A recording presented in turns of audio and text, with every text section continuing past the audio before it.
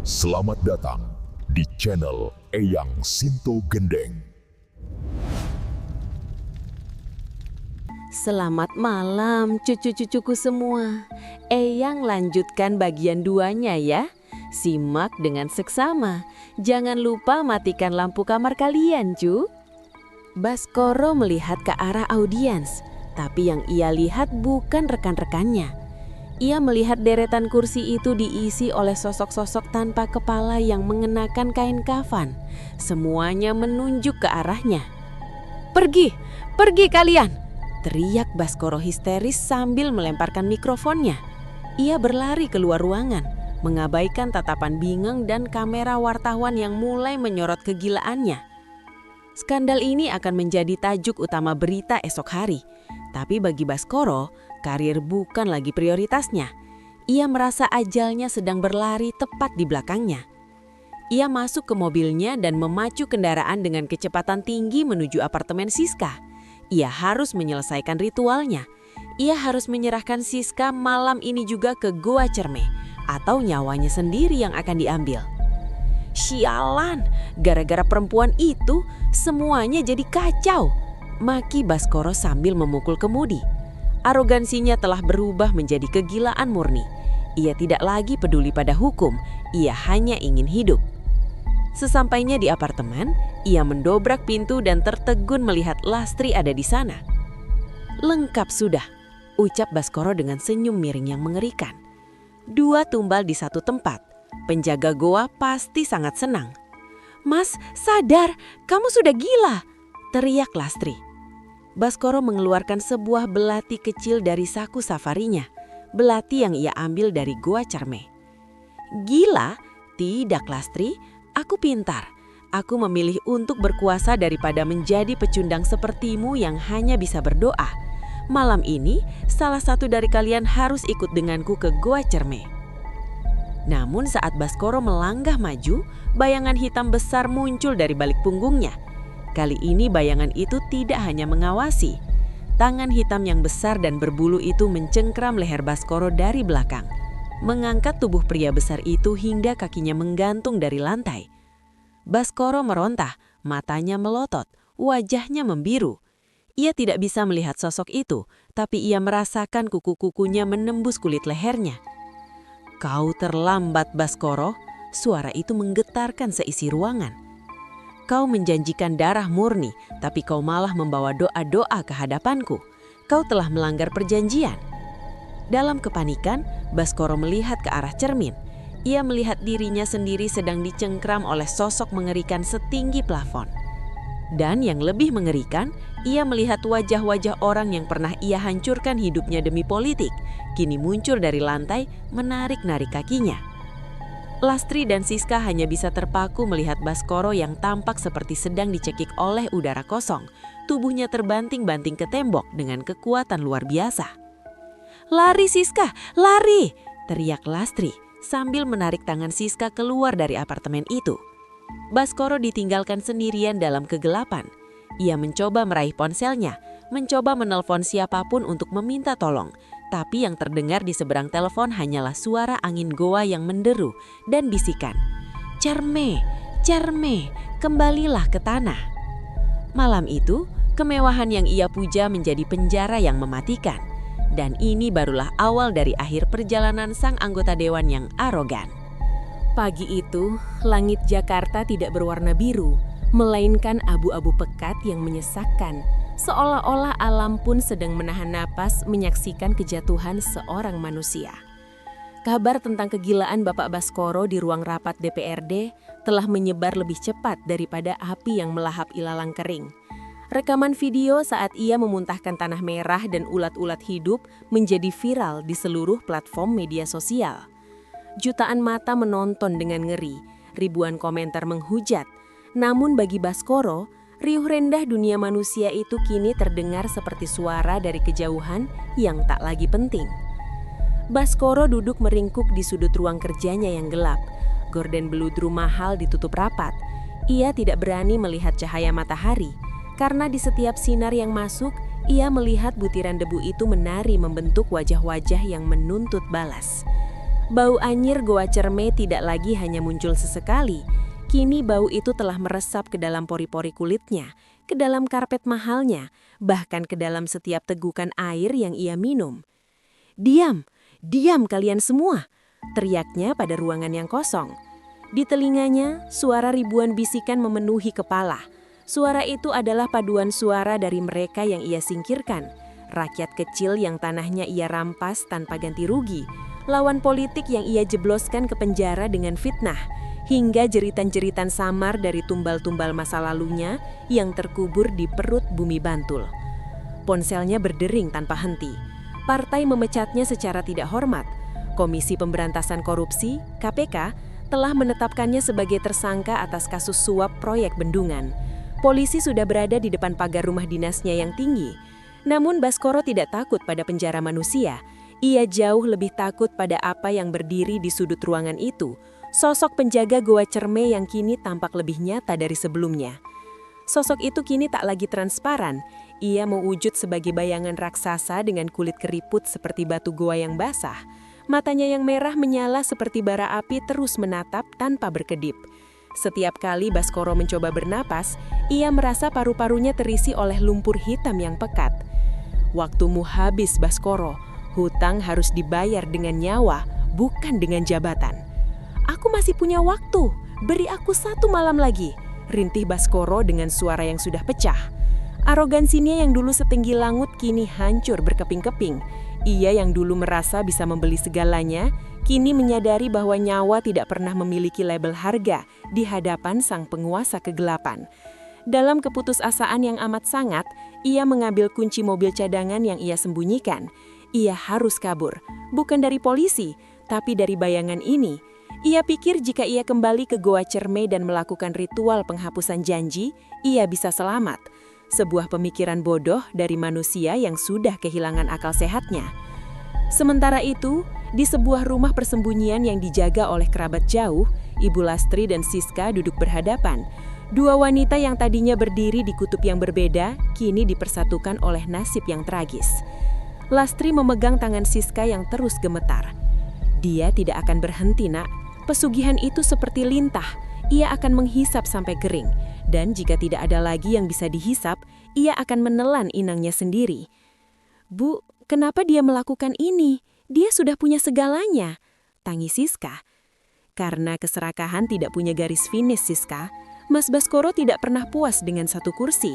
Ia ingin menjadi Tuhan bagi dirinya sendiri.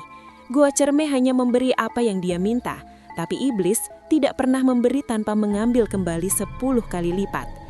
Tiba-tiba, suasana di ruangan itu berubah menjadi sangat dingin. Gelas di atas meja pecah secara spontan. Lastri segera berdiri. Ia merasakan getaran hebat dari arah selatan, arah Yogyakarta. "Dia pergi ke sana," bisik Lastri dengan wajah pucat. "Dia kembali ke lubang kematian itu." Baskoro memacu mobilnya seperti orang kesetanan. Ia melintasi jalanan antar kota dengan kecepatan yang tidak masuk akal. Polisi yang mengejarnya pun tertinggal jauh ketika mobil hitam itu tiba-tiba menghilang di balik kabut tebal yang menyelimuti kawasan pegunungan Bantul. Kabut itu bukan kabut biasa, itu adalah kabut gaib yang hanya terbuka bagi mereka yang sudah ditandai oleh maut. Sepanjang perjalanan mobil Baskoro, pemandangan di luar jendela mobilnya berubah menjadi mengerikan. Pohon-pohon di pinggir jalan tampak seperti tangan-tangan raksasa yang mencoba menggapainya. Wajah-wajah pucat menempel di kaca mobilnya, tertawa melengking mengikuti irama detak jantungnya yang semakin cepat. "Aku yang berkuasa, aku Bapak Baskoro, aku tidak bisa mati," teriaknya sambil memukul-mukul kemudi hingga tangannya berdarah. Sesampainya di pelataran Goa Cerme yang sepi, suasana sungguh mencekam. Tidak ada suara jangkrik, tidak ada suara burung malam. Hanya ada keheningan yang memekakkan telinga. Ia berlari menuju mulut goa dengan membawa sebuah tas berisi uang miliaran rupiah dan perhiasan milik Lastri yang ia curi. Ia pikir ia bisa menyuap penunggu goa itu. "Gusti, terimalah ini. Ini lebih banyak dari darah manusia. Ambil hartaku, tapi biarkan aku tetap menjadi ketua dewan," teriaknya menggema di dalam lorong goa yang gelap. Ia terus merangkak masuk, lebih dalam, melewati air setinggi pinggang yang terasa sedingin es. Stalaktip di atasnya tampak seperti gigi-gigi raksasa yang siap mengunyahnya. Cahaya senternya mulai meredup, berkedip-kedip seiring dengan munculnya kabut hitam dari dalam ceruk mustoko. Tiba-tiba, langkahnya terhenti. Di depannya berdiri sesosok wanita, bukan Siska, bukan Lastri, tapi sosok wanita tanpa wajah yang mengenakan kebaya pengantin yang sudah robek-robek dan berlumuran darah. Itu adalah tumbal pertama yang ia berikan 10 tahun lalu. Seorang gadis desa yang ia culik dan ia hilangkan jejaknya demi mendapatkan kursi jabatan pertamanya. Sosok itu tidak bicara, tapi dari dadanya yang lubang keluar suara tangisan bayi yang menyayap hati. Baskoro terjatuh ke dalam air yang berlumpur. Uang miliaran di dalam tasnya tiba-tiba berubah menjadi daun-daun kering dan ulat yang menggeliat. Tidak mungkin. Ini uang asli, ini hartaku. Di saat itulah, sang penjaga goa menampakkan diri sepenuhnya. Tingginya mencapai atap goa, kulitnya hitam legam dengan sisik-sisik seperti ular. Tangan raksasanya mencengkram kepala Baskoro, mengangkatnya hingga mata mereka sejajar. Kau pikir hartamu berharga di sini? Di sini hanya nyawa yang punya nilai tukar. Kau telah membohongiku, Baskoro. Kau menjanjikan wanita itu, tapi kau membiarkannya pergi bersama doa-doa istrimu. Ampun Gusti, ampun. Tidak ada ampun bagi mereka yang sudah menandatangani kontrak dengan darah. Jika kau tidak bisa membawa tumbalmu, maka kau sendiri yang akan menjadi tumbal selamanya. Kau akan menjadi penjaga pintu goa ini, merintih dalam kegelapan hingga kiamat tiba. Baskoro merasakan tulang-tulang di tubuhnya mulai remuk satu persatu. Ia mencoba berteriak, tapi lidahnya mendadak kaku dan berubah menjadi batu. Di saat-saat terakhir kesadarannya, ia melihat bayangan dirinya di air goa yang tenang. Wajahnya bukan lagi wajah manusia, melainkan wajah sosok yang selama ini ia takuti. Ia telah berubah menjadi monster yang selama ini ia sembah. Di luar goa, guntur menggelegar membelah langit. Hujan turun dengan sangat deras, seolah ingin membasuh dosa-dosa yang tertumpah di tanah itu. Keesokan harinya, tim SAR dan kepolisian menemukan mobil Baskoro terparkir di dekat mulut goa. Namun saat mereka masuk ke dalam, mereka tidak menemukan tubuh Baskoro. Mereka hanya menemukan sebuah safari anggota dewan yang tergeletak di atas batu datar di bagian mustoko. Di atas baju itu terdapat tumpukan uang yang telah berubah menjadi tanah merah dan sebuah cincin safir yang telah pecah. Di dinding goa, tepat di atas tempat baju itu ditemukan, muncul guratan alami baru di batu yang menyerupai wajah manusia yang sedang berteriak kesakitan. Wajah itu sangat mirip dengan Baskoro. Kabar hilangnya sang pejabat secara misterius menjadi legenda urban yang baru. Namun bagi mereka yang paham akan dunia hitam, mereka tahu bahwa Baskoro tidak hilang. Ia hanya telah pindah ke kantor barunya, sebuah penjara abadi di dalam kegelapan Goa Cermi. 7 hari telah berlalu sejak hilangnya Bapak Baskoro secara misterius di perut Goa Cermi. Tim SAR telah menghentikan pencarian. Polisi secara resmi menyatakan sang pejabat hilang dan kemungkinan besar hanyut terbawa arus bawah tanah goa yang ganas saat hujan badai malam itu. Namun, bagi masyarakat sekitar dan mereka yang mengerti dunia wingit, mereka tahu bahwa Baskoro tidak hanyut. Ia telah diterima oleh pemilik rumah yang sebenarnya. Baskoro, sang anggota dewan yang dulu arogan, kini benar-benar telah mendapatkan kursi tetap yang ia inginkan. Bukan di gedung DPR yang megah, melainkan di atas sebuah batu dingin di dalam kegelapan abadi, menjadi budak dari makhluk yang dulu ia anggap sebagai pelayan ambisinya. Kini, setiap kali pengunjung Gua Cerme melawati bagian mustoko, pemandu wisata sering mengingatkan untuk tidak bicara sombong atau pamer kekayaan. Karena di dalam sana, ada telinga yang selalu mendengarkan, ada mata merah yang selalu mengawasi, dan ada seorang pejabat yang selalu mencari teman untuk berbagi penderitaannya di dalam keheningan batu. Rumah dinas yang dulu megah dan penuh hiruk-pikuk kekuasaan itu kini seperti bangunan mati. Garis polisi masih melintang di gerbang depannya, Namun aura di sana begitu menyesakkan hingga tak ada penjaga yang betah berlama-lama di pos jaga. Burung-burung gagak sering terlihat hinggap di atap rumah, seolah menunggu sisa-sisa nyawa yang tertinggal. Di dalam rumah, Ibu Lastri berdiri di tengah ruang kerja suaminya yang telah kosong. Ia tidak mencari harta atau dokumen. Dengan ditemani oleh seorang kiai sepuh, ia datang untuk memutus rantai hitam yang mungkin masih melilit keluarganya. Ibu Lastri, ikhlaskanlah, ucap kiai tersebut dengan suara lembut namun berwibawa. Suami ibu sudah melangkah terlalu jauh ke dalam kegelapan. Ia telah menukar jiwanya dengan bayangan dan kini ia menjadi bagian dari bayangan itu sendiri. Lastri mengangguk dengan air mata yang sudah mengering. Saya hanya ingin semua ini berakhir, Kiai. Saya tidak ingin harta ini. Saya tidak ingin nama baik ini jika semuanya berlumuran darah.